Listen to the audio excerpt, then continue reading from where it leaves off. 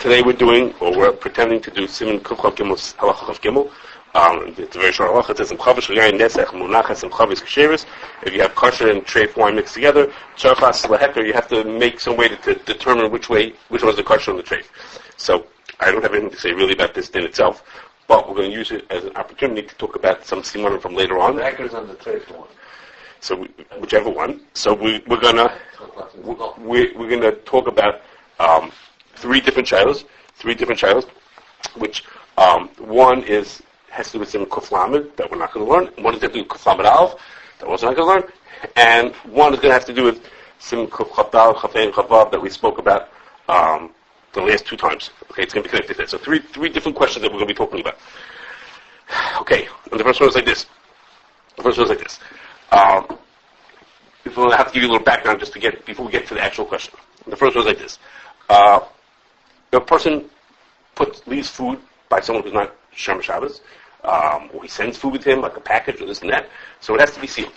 The Gemara says is the different amounts of seals depending on what the isser is, what the potential isser is. I mean, if I send a corned beef sandwich, then the potential isser is he can put in treif meat into that.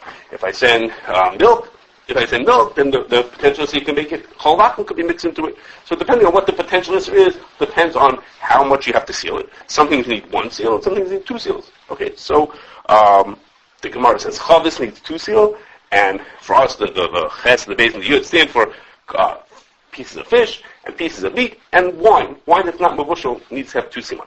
Okay. Any other stuff on purpose? No, because the Shulchan doesn't bring that because he thinks it's not a gel of because everybody knows that you're not cheres nowadays.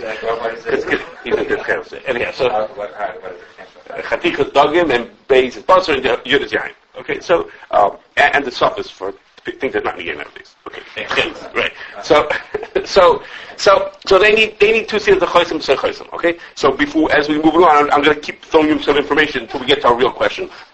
There's a little bit of a shayla to that, which is what's the reason why of those three, one of them is the odd man out, and that is wine is not mavushal, because the other ones are all the potential issers and issur deraisa, and wine the potential is only issur derabanan. Okay, it's only issur derabanan that they can put in stam yain into it. So what's the reason why wine needs two simanim? So the reason is because there's a chivas nisuch. The guys have a particular interest in pouring wine, so you have to be extra careful more than other things. To which the Taz says, he says, I don't know. He says nowadays we don't think that there's a chivas nisuch. Okay, as we saw, the way the goyim in our areas are over avodah zarah, they don't even pour wine at all for their avodah zarah. He says, so there's no chibas nisuf. The Taz says, so then this din that you need two simanim doesn't even apply. He wants to say that it doesn't even apply, that there's no din of two simanim for wine. Even though Shulchan Aruch says that there is, he wants to say there isn't. I don't know if everybody agrees to that. Okay, that's just one thing. Okay, so if you have mavushal wine, or you have cheese, or milk, or vinegar, or things like that, so you just need one siman. Okay, now, the Gemara, when we say that you need to have simanim, when we say that you need to have one siman, or one seal, or two, one chaysim, or two chaysamas, we imagine that means something that's foolproof and impossible to get through, but it's not really true. Okay, it doesn't have to be a perfect seal. There's a machlokes machaber and Ramon in the beginning of Kuf Lamed, but what if you have something that you could sneak the stuff in between the bars? You could pry it open and get stuff into there. There happens to be machmer on there, and machaber's mekel, but the one has other kinds of simanim that are also put in Siman Kuf Lamed, which to us, if you look, they say, no, that's not perfect. It's not for sure that it's a seal. It's not so obvious. Those things, if you look in Siman Kuf Lamed, you find out that it doesn't have to be such a hermetic seal that's impossible for the person to break into it. And connected to that, as we spoke about some time ago, is that if we only need simanim, or some kind of a seal, if there's a chashash, the person has a reason to benefit from switching the food.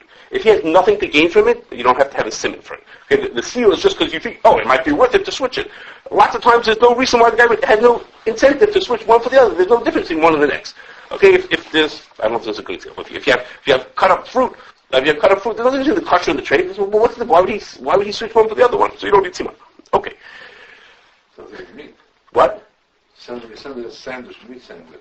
So the kosher meat is considered more kosher than the treif meat. Okay, it's first of all it's more expensive, and they have a. What are you going to get? You have to find a difference. He's going to get. I mean, no, because he's going to eat the kosher corned beef, right? He wants the kosher corned beef, and he wants it. So that's all there is. Let's say he send bread. He said but the regular delivery guy is going to run and eat kosher. Right, because it's more expensive, or he thinks it's better, so he wants to switch it. That's a chashash that he might switch it. If there's no chashash, then you don't need to sim it. You know, like the bread. You know how the bread comes without a simmer, because there's no reason to switch it. There's nothing better about the kosher about the treif than the kosher. Okay, we talked about this some time ago. Okay, now, the Gemara says, this is brought in the Shulchan Aruch, the Gemara says like this. When we say that a chosem or a seal is good enough, that's only true if it's a seal. What happens if it's a lock instead of a seal? So then the din is like this. Matech v'chosem have beis chosamas. If you put the Shulchan Aruch says, if you bring a lock and a seal, that counts as 2 simanim. Okay, that counts as 2 simanim. But al b'dvarim shadai b'chosem echad, if you can get away with just 1 siman, im lo hayu by elam avteach, if you just had a lock, not a seal, just a lock, lo choshev chosem, that doesn't count. Okay. So the difference, I'm about to explain. A lock only counts as a second seal. It doesn't count as an only seal, as the seal. And the difference is because a lock is meant to be open and closed.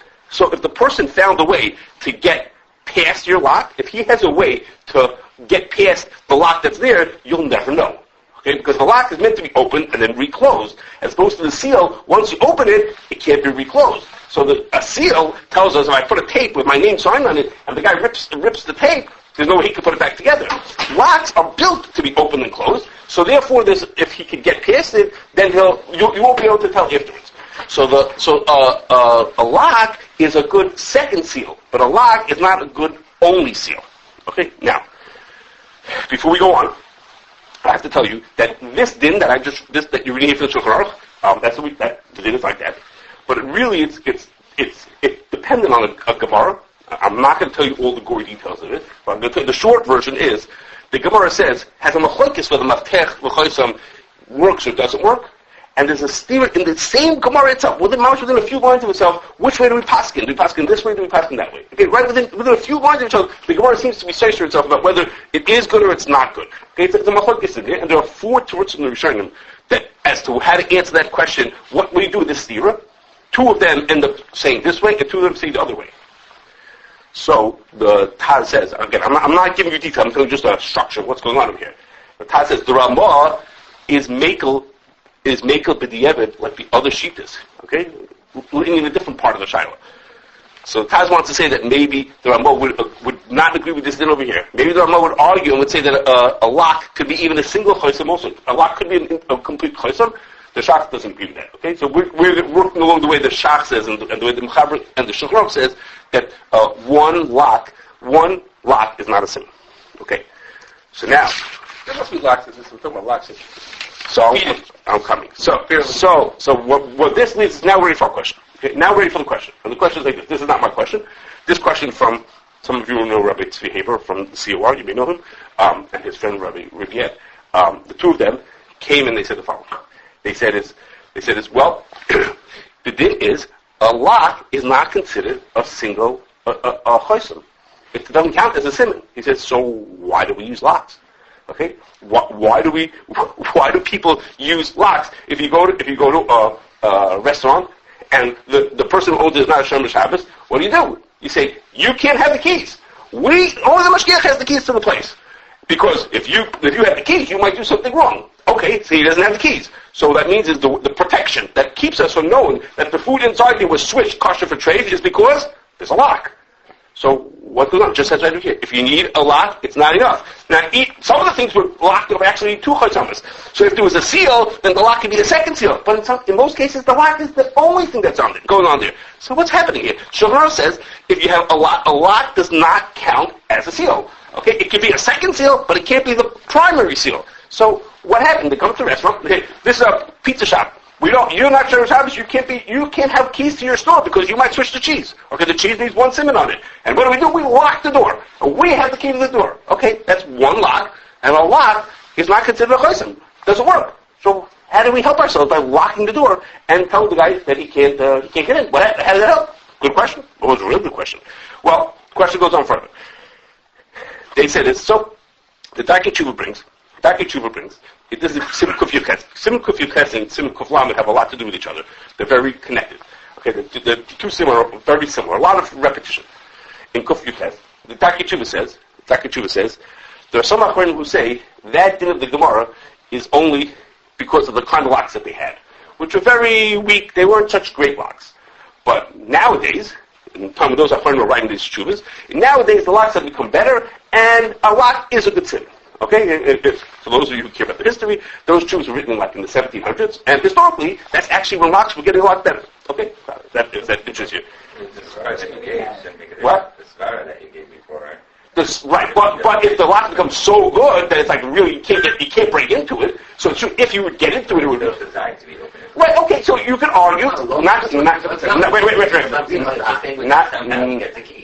everybody in the Darkei Tshuva. Not everybody in the Darkei Tshuva agrees to that. But at least that was a hope. Maybe you say is that nowadays you have better locks. Yes. What was this? Every chaysim can be mizdash. Every chaysim you can be mizdash. Part of the story is that we don't think that about Triach himself. Go to Messiah for some ways. So every question is really defeated. But just, the guy's not going to go such efforts to be Messiah. So it doesn't make any sense. I mean, a lock is hard to pick, at least today. So that's what the Darkei Tshuva is saying. When the Gemara said that the Shulchan Aruch was talking about locks that were very weak, so there it was easy to get past it, and you would never know that I got past it. But maybe our locks are better. Okay, wait a second. They didn't answer for that question yet. That was only the beginning of the question. Okay, the question gets better, Okay, and that was like this. So then, Rabbi Ribia then stood up there, okay, and did a demonstration. And where? And he was talking to a bunch of Kashrus people. There was a conference going on. He stood up there, and he showed us. He says, that's right. He says 2 weeks ago, I had never broken into a lock before. Okay, 2 weeks, I never broke into a lock. Okay, so I'm a complete novice at this kind of stuff. In the past 2 weeks, I've been watching YouTube videos, and I learned how to break into every single lock. And there he did for us. Okay, probably very illegal. He showed us how you could break into every single lock. Okay, it was, and so the problem for me then was because I wasn't allowed to write down the notes of how he did it, because that was very illegal to sit and tell people how you break into locks. Okay, so he showed us. If you're watching really quickly, 8 different ways. There are 8 different methods to break. That's okay. Was that in the way that you close it up? Yes. 8 different ways that you could break into lock. 8 different methods of getting to locks. Now, not every method works on every single one. Okay, but there are 8 different methods of breaking into locks, and he gave a demonstration. Anybody's not going to the car call really cool. and it was really something else. So he said, let's say that the Darkei Tshuva was right. These Jews are right that we have better locks nowadays. But we have another problem, because now we have the internet. Okay, so now it's not just do I, the crook, know how to break into a lock. Anybody can learn how to break into a lock. Because 2 weeks ago, I never had broken into a lock, and now I'm all big expert. I can break into any lock you want to. I can do whatever you want. I can break into any lock. So we should go back to the Gemara that says this, that a lock is not considered simple.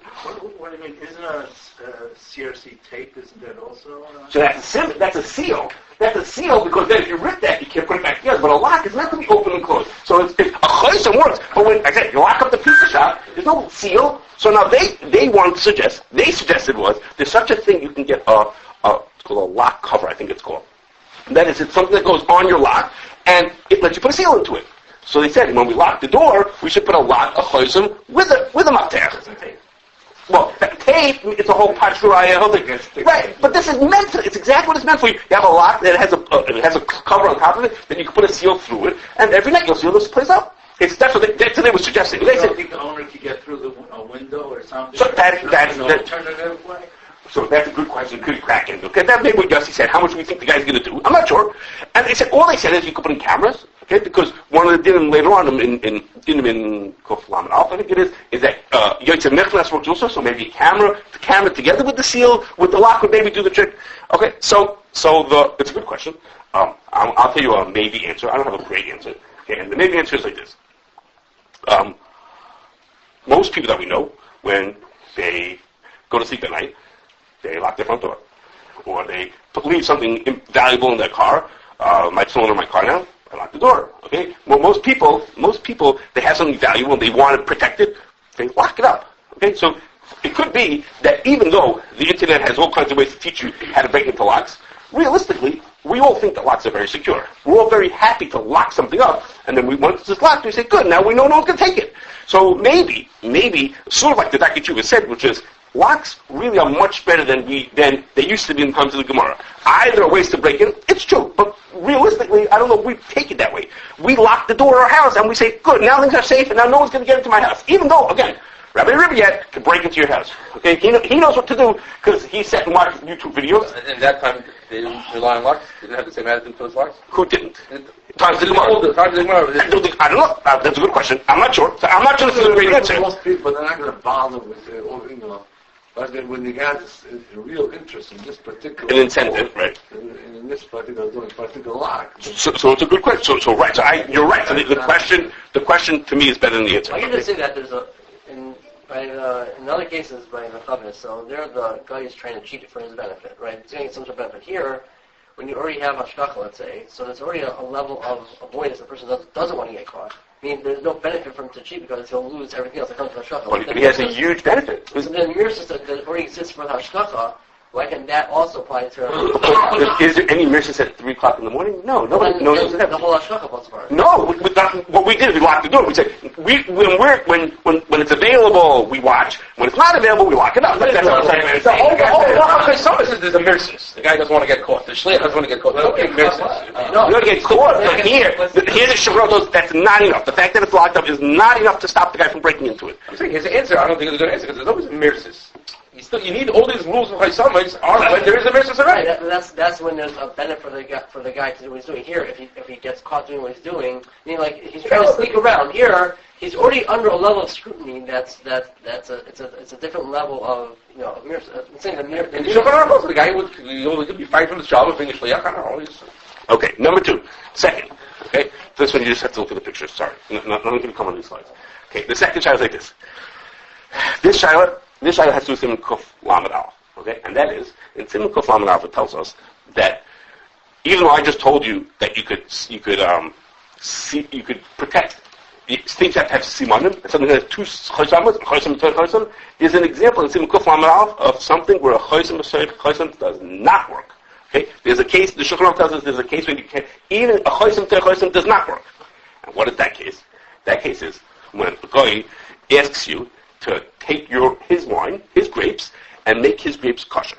Okay? He says, do me a favor, come and make my grapes, I know if I touch it, Jews won't buy it. I want you, the Jew, to come in and make the wine, and then, then the wine will be kosher, and then we're going to sell it afterwards. Okay? So the Yid comes and makes the wine. If the Yid leaves the wine in the guy's property, a chaysim does not work. It's not enough. You cannot do chaysim to chaysim. You need all kinds of ideas of what you have to do to make sure to keep it kosher. But a chaysim to chaysim does not work in that case. Okay. So now here comes what does work? Nothing.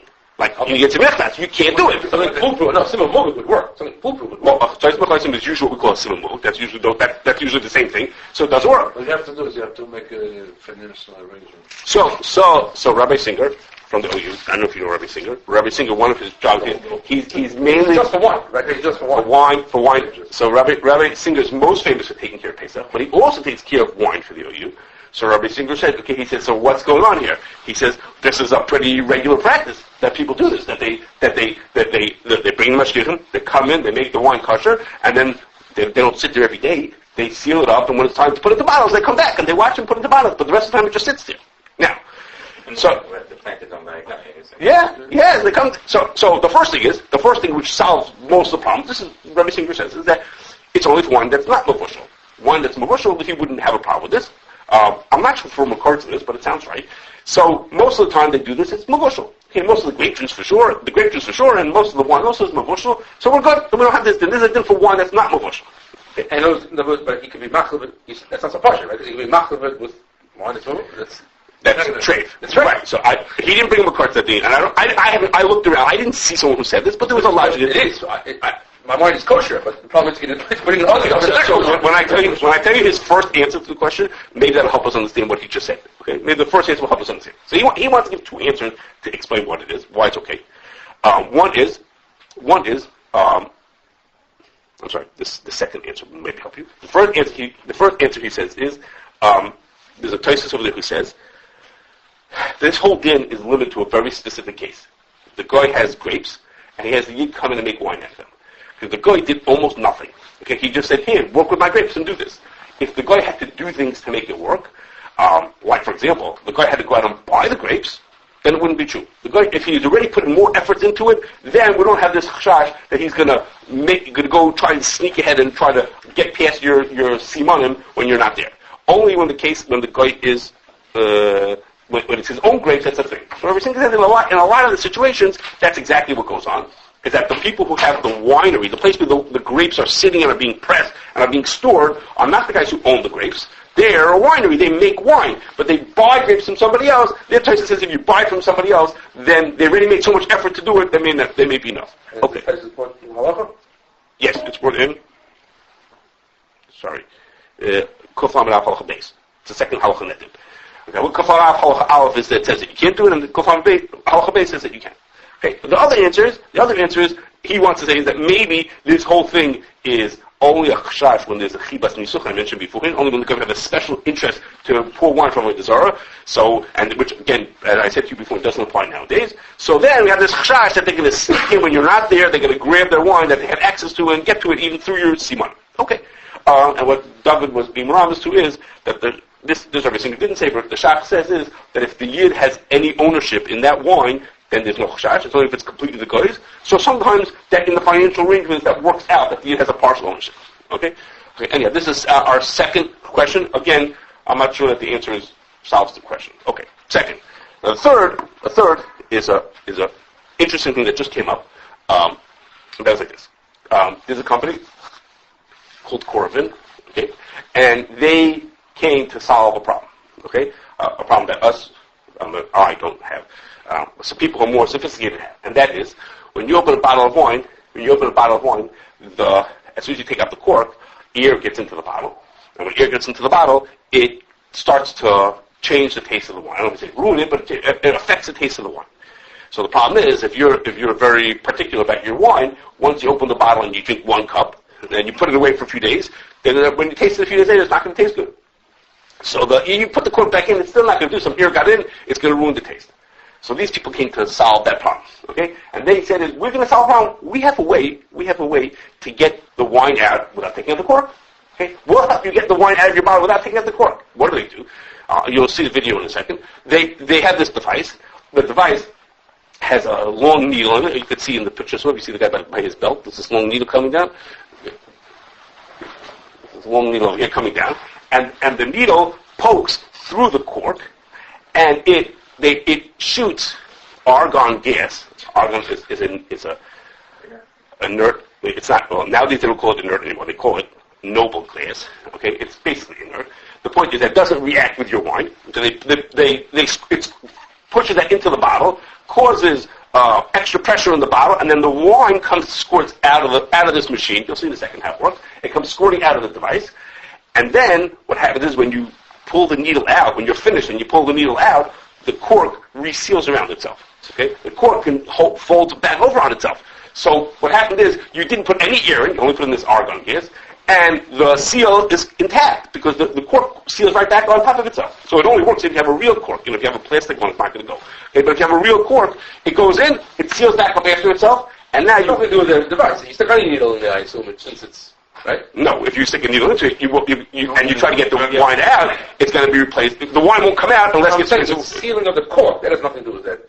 Right. No, they're taking advantage of the fact that the cork will seal up back on itself. Stuck in the thing, and cork is like that. It expands. That's what cork does. It expands. Can you put wine in? So we're going to talk about that. Hold on a second. So that's what the device is. Okay. So now I told you what it's going to look like. You can watch him in the video of how this thing works. Okay. The guy really talks, but in the video it doesn't come out in sound. Okay. He clamps onto the top. I'll do the play-by-play. He clamps onto the top. Draws a circle. Let's see what it does. Okay, he pushes down. Come on, guys, push down. Oh, that's to squirt out if there's any leftover wine in the device. Okay, push it down. Squirt. Okay, he just pushed it through the cork. Tips the bottle over. When he hits that little lever that he's clicking with his hand, you're going to see with his thumb. He's going to click this lever. It's going to let the argon gas into the bottle. Okay, And now, once he got the pressure in the bottle, wine comes pouring out. It's pouring out through, again, back through the same needle out to this thing. And when he stands it up, it stops flowing. And here he goes. He's going to pull up the needle. Pull up the needle. And take off the device. And now you'll see on the bottle, nothing leaks out anymore. Nothing leaks out anymore. And he tells you that, you see, there might be a little bit of drop of thing. Because you need to help for it to come out. And once you wipe it off, it reseals back over itself, and now there is no inexpensive. Not just called inexpensive. But this might be not what?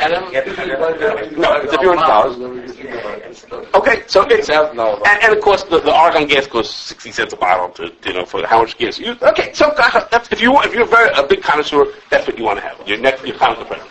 Okay, so what happens like this? So the shayla that we got was like this. This shayla just came maybe 2 weeks ago. Came sincerely, like this. A restaurant bought one of these devices. I guess they serve fancy wine and they want their wine to stay fresh and good. So for them it was worth it to buy. And they wanted to know if they take wine out with this device, they take it out of a bottle of wine that's not mevushal, they take a cup out, did that affect the wine that's inside the bottle? Okay? Treif wine. Kosher wine. If it's treif wine, then they don't care. The question is what's the status of the wine inside there? Why not? Again, I'm going to tell you. Give me a second. They just asked the question. Okay, they said we have a bottle of non-mevushal wine, and they stick the thing in and take out a cup of wine. Who's that? The guy wants to do it. A guy or they're up in the air. They're open to suggestions. They want, if we use this device on this bottle, will the wine still be considered kosher and not mevushal? Okay. If it's a guy. It was the easy one again. What's the problem if it's a Give me a second. Let me talk, and I'll tell you.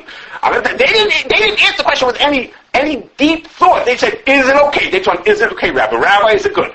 Whatever we tell them, that's what they're going to do. Okay. So the first thing is this shiloh is not a shiloh for Chicago. It's not a negate to us, and that's because in Chicago we would never let a restaurant have non-mevushal wine.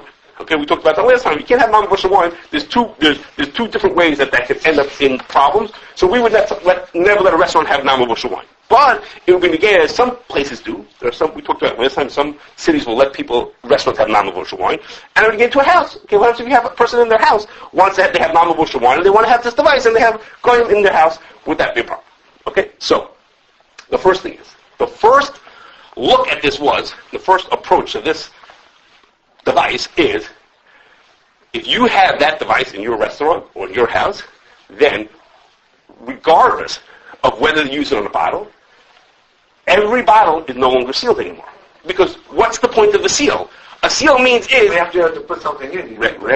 A seal means is you can't get stuff in and out of the bottle because there's a seal in the way. Okay, well, a seal doesn't mean anything if there's a way to get through it. So you just put a way to get around the seal. Okay, we have a seal. The cork is in there with the thing in there. And now there's a way to get around it because... They don't have enough. It don't make a difference. They could get it. No. I'm not choshesh that guy's walking around with a $1,000 device to break into my bottle of wine. But once in my restaurant they have one, once it's sitting there, so then all of a sudden the seals are not worth anything. It's the plastic. So if you leave the plastic on, that's true, because the plastic doesn't reseal on itself, so the plastic is good, if there's a plastic. Or you have the wine in there. What do you say? How's it going to change the wine? You could take wine out. I'm going to talk about that in 1 second. I'm getting to that. But I'm thinking, the first look at it was, wait a second, the fact that we have this device here means that we've just ruined all of our seals. We don't have any seals at all. Okay? So one thing is you can use the plastic, you can leave the plastic on, or you can lock it up. Okay, you can have this device and have it on the only mashgiach can get to it. You can be more limited. So now we're just back to the shry level. Okay, let's say the Lamaisa took wine out of a bottle. Would it make a difference? Okay, would it make a difference? But now, if we look into it, okay, now we're going to go back to stuff that we spoke about the last 2 times. We look into it, we have to think about it. Okay, let's say you can get wine out through the seal. Okay, you can get it through because you could suck it out and you would never know the difference that it was taken out of it. You can't tell at all that this was ever used. Does that make a difference? Is that going to make a difference to the wine that's in there? Okay, and so if you remember, we spoke about there's 3 different ways that wine can become treif. Okay, there's 3 different ways.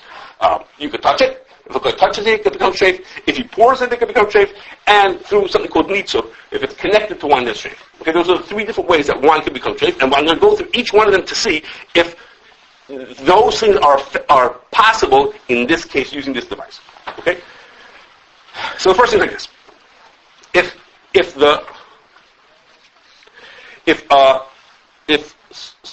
guy touches wine, then the ikar din is the wine is asabana. That din applies even if he does it through a bottle. We talked about it 2 times ago. Even if he do it through the bottle, it would be a problem. And therefore, in theory, if he touches the wine through a bottle that's not sealed, the wine can become usher. But we saw that wine can only become usher through touching if you did something called shikshuk.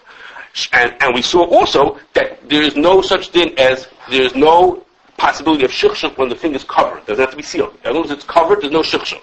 So in our case, we couldn't possibly have an Isser Hana on the wine because he touched it, because he moved around the bottle, because shikshuk with a cover on doesn't work. And then we could even potentially then say that it wouldn't even be Asa B'Shtia either. Because remember the Ramah, that going one step down, maybe Mutta B'Shtia. Okay? So on the other hand, the Ramah says, we don't tell this to an Amarz, so we wouldn't let a restaurant rely on that. And Shach says maybe it's only Mutta Makom Hefsid. Rav says it's only Mutta B'Di Eben, it's not Mutta L'Chatchila. So that line of reasoning is not going to help us. But what will help us is that we saw also that when you have wine in a container, I mean, you didn't put your hand into it, it's just in a container, we don't have to be choshesh to a shikshuk. We only have to assume, we only have to say there was shikshuk if we actually saw it. If you put your hand into it, we assume there's shikshuk. If you just, in the container, we don't have to. Okay? So, the touching we're safe from. Okay? What about pouring? So pouring, Touching, he's sticking the thing into it. he's touching it through something else, but the needle is not doing the shikshuk. The needle is not doing the shakshuk, the one. It's, I'm going to think about it. Rabbi, you still haven't explained the shayla. I don't understand. I don't understand what the shayla is. This question is a goy poured this wine, or the wine that he poured. So in this case, we're talking about now a guy is touching the wine. Yes, the guy touched the wine. How does a place have goy pouring non-kosher wine? I don't understand what the mitzvah is to the shayla. Okay, so the question. Give me one more second. If it's not sealed anymore, so let's say the Jew does pour all the wines, but they put it down. You're not discussing that. I am. I said to you, it is no longer sealed because anybody could pour out of this bottle. I said, yes, but now the question: let's say it's not sealed. Does that make a difference? Could we go wrong if it's not sealed? Okay, if like I just said to you, you can't go wrong with touching. The fact that it's not sealed, it can't be touched, even though it's not sealed, because it's covered, and we can't get to shikshuk. We don't have to be kosher to do the shikshuk in that case. Okay, so now could he pour?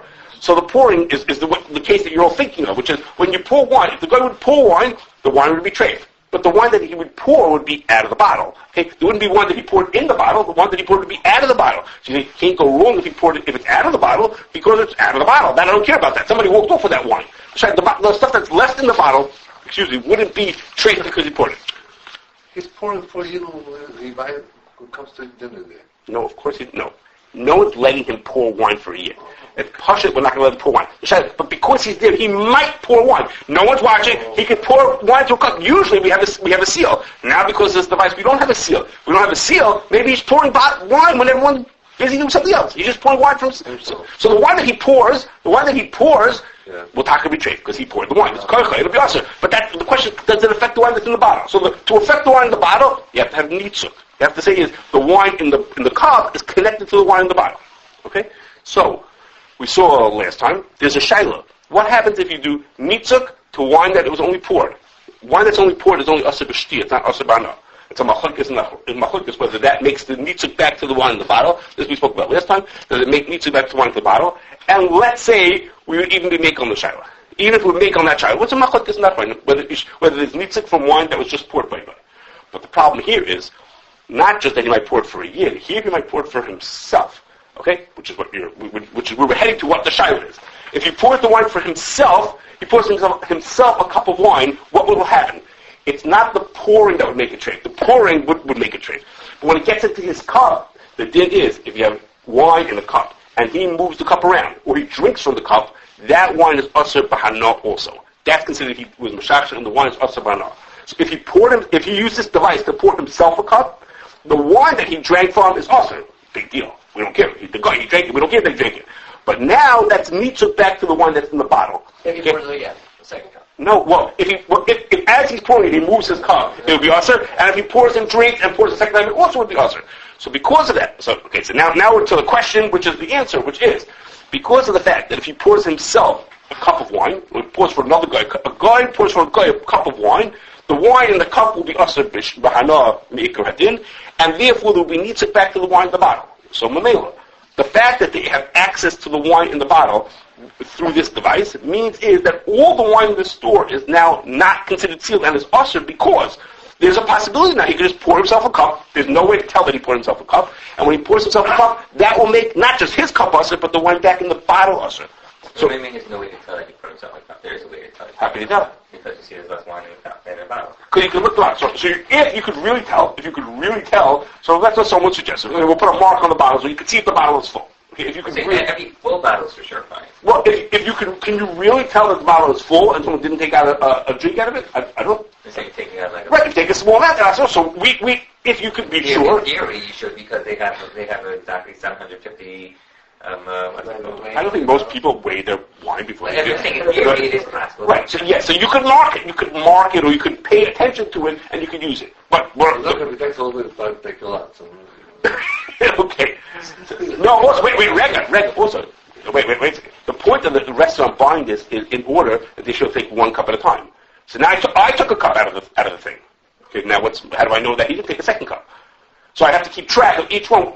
Why did they buy this device? So they could serve people cups of wine. Right. So they serve somebody one cup of wine. Soviet is the one who's doing it. And he serves one cup of wine. Puts his signature on. He just makes a mark and writes. Right. So have to keep track. Each bottle have to mark where. This is expensive wine, so yeah. Okay, fine. So you're right. I'm not saying we can't get around it, but having the device means that things are not sealed where they're supposed to be. It's not really foreign, right?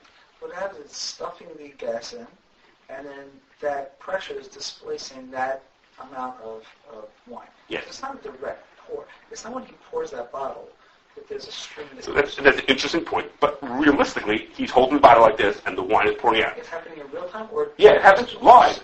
No, as soon as he turns the bottle straight, it doesn't go anymore. Pushing the lever. No, he pushed the lever just to push the gas in. That lets the gas into the bottle. Now it's pressurized. And when he tilts the bottle now, it comes out. If he leaves the bottle straight, it doesn't come if out. you leave it tilted, the whole bottle will pour out. Yes. Well, yes and no. Right. At a certain point, he will have to add more gas into the thing. No, I think that. No. He will not have to add any more because once he's got what's it called? Stream. Yeah, there's a word It for it. keeps on going. Suction. Suction going, it'll keep on going. Yeah, it'll keep on going. Yes, once he's got it going, it'll keep on going. Really? Yeah, but until he turns it straight up. And so if he pours out the whole bottle, so it's just this giant vacuum inside. Okay, you can talk to a scientist what's going on inside. I'm saying. Why can't I be? I think the air bubbles will start going a back. stream that goes straight in. Look, you see what happened. You saw it. No, I don't know what happened. He gave him time to fetch, and then he poured a certain amount. I'm saying, if you with that one pressure, Well, and let's say you're right. Let's say the whole bottle wouldn't come out. Why would that be different? is it just displaying a certain amount to the collection thing and then pouring it out, or is it really? No, it's going right out the tube. It's coming up the tube as he does it. As the second he turns it back, it stops coming. You know, it's okay. What's the shadow in the house? That's the same thing if I have a guy in the house. So now I have a person in the house, a guy. If they pour themselves a cup of wine when I'm not standing there, I have no way of knowing. Why does the device invent the shiloh? Because until then, I keep the bottle sealed. As long as the cork is in My there. device, the guy's not touching me with my device. Because? I have to be chayish that he snuck my device and poured himself a bottle. See, this whole shiloh is not a shiloh. I thought it was a shiloh. It's a kid, but the whole shiloh is that I lost my chaysamah. That's a chaysamah shiloh. Yeah, the title was sealed. That was the title of this year, was sealed. So, right that I don't have a seal on my thing anymore. It's my device. I don't have to he's stealing my device. In other words, when the chicks comes out, they just sit there. They just beautifully look around the house and, no, they do things. They're busy with the house. So, I have my device in my room over there. I don't have to they found my device, took my device and did that. okay.